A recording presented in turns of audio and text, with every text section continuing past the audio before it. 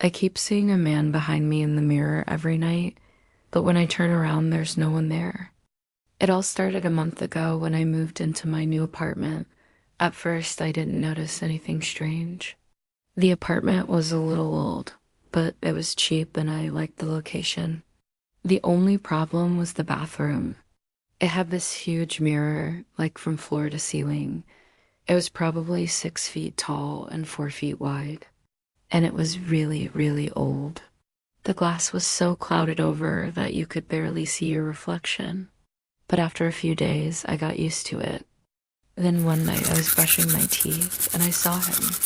He was standing directly behind me, but his face was in the mirror and he was smiling. I turned off the light, stared directly at him for a good 5 seconds, then turned around. No one was there. I thought maybe I was just tired and I went to bed. The next morning, I told my roommate, Sarah, about what I saw. She laughed and said, "There's a perfectly reasonable explanation for that." After I got out of the shower, she took me into the bathroom and turned on the light. "See that?" she said, pointing to the mirror. I did.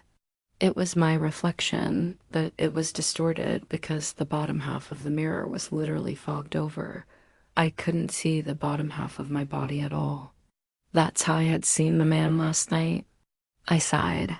I guess that was the explanation. But every night after that, I would see him. I would be brushing my teeth or washing my face, and I would see him standing behind me.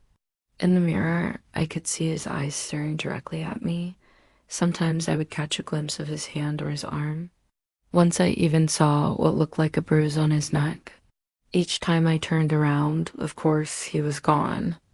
Last night, I woke up in the middle of the night and had to go to the bathroom.